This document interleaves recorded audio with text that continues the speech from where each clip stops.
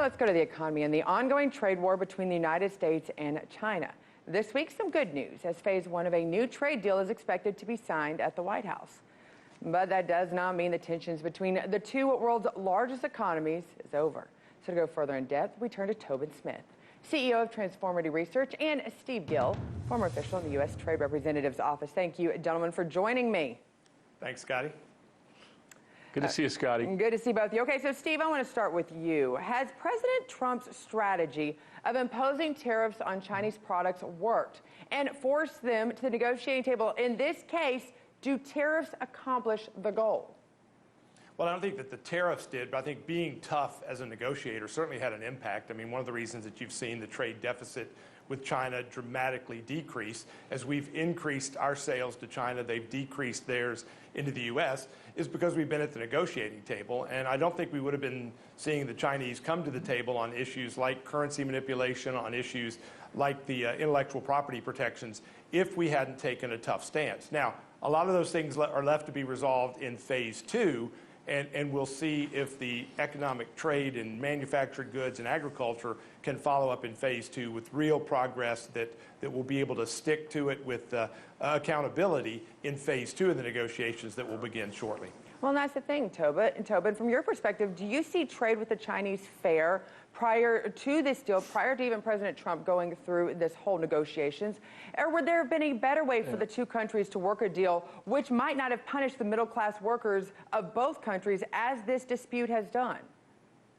Well, you have to go back. I think Americans, Scotty, just have no idea how China is. I've been going there since 2005. I remember being there with Hank Paulson, who was the Treasury Secretary at the time. I mean, these talks have been going on for 15, 20 years, and nothing's gotten done. So clearly, the issues that particularly about intellectual property, which are in this, first phase, makes a big difference. But you have to imagine China or America. Imagine if Goldman Sachs, Morgan Stanley, Bank of America were all owned by the government.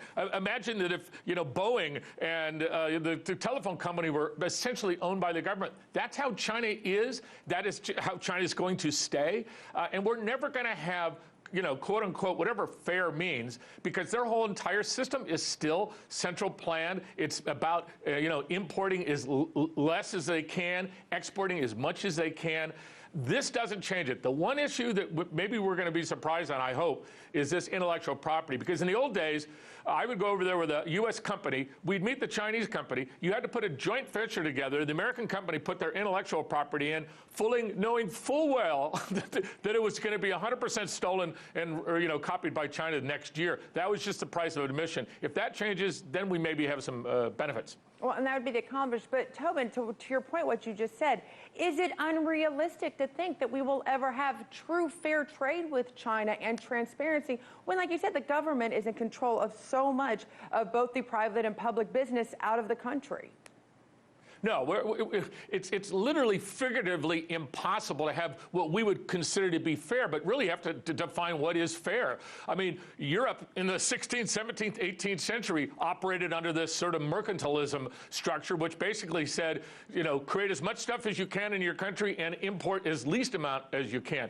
China's in a different situation. China doesn't have much when it comes to oil or natural gas. They have coal and they have, rare earth minerals. That's about it. So they have to import energy. They have to import other products that are not in their high-end food chain, in other words, their manufacturing chain.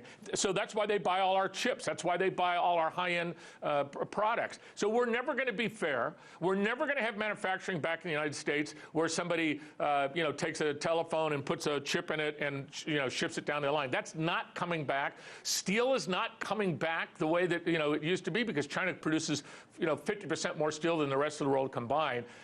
So I'm just saying, let's not get too, over the moon on this quote-unquote agreement, because there's structural changes that will never happen. Well, Steve, to Tobin's point, can U.S. manufacturers ever compete with other international countries, including China, to produce goods cheap enough for American consumers and what they ask for and what they're used to at this stage?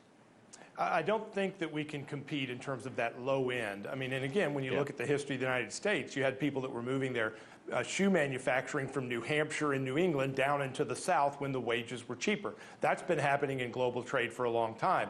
But I think to Tobin's point earlier, that the intellectual property piece of trying to at least restrict or slow the theft of our innovation, which is our biggest value, is the key to this deal and probably gets less attention than it deserves. And I think he's also right in that while this is a big deal, we do more trade with Canada and Mexico than we do with China. Right. So it is important, but it is not the end-all, be-all for a revitalized, booming American economy and doing more manufacturing here. Protecting our innovation is the key to this deal, and we'll see if it's enforceable with the Chinese. But at that same point, Steve, we're talking about technology as well. Like Tobin said, you used to go to the table and you present it.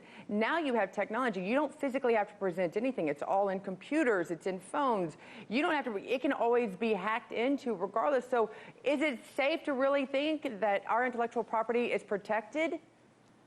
Well, it's not just the technology piece. It's, you'll have, as Tobin mentioned, you can take your client over to China, meet with your Chinese manufacturers, and then by the time you get home to the next trade show, your product with their logo is being offered at the trade show. That's been happening forever. This will hopefully slow it down, but it's not just the technology innovation that has to be protected. It's literally just copying goods, whether it's Jordache jeans or something else, and then finding them with at the shopping mall with another brand on them. Well, real quick, Tobin, what lesson can other world leaders learn as they've watched this situation between China and the United States and negotiating with Donald Trump? As I'm sure, even in whether it's a year or 5 more years underneath this administration, we will see more trade deals renegotiated.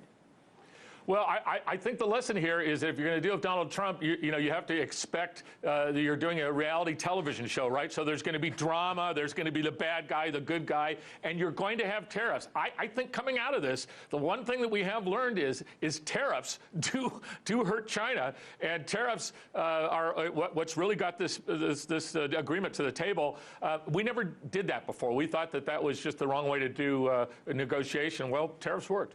Well, in this case, tariffs did work. I think that's the thing that all 3 of us can agree to. And we are like drama, except we only have good guys on this show. And 2 of you are the best when it comes to economics. Thank you, gentlemen, for joining us. Thanks, guys.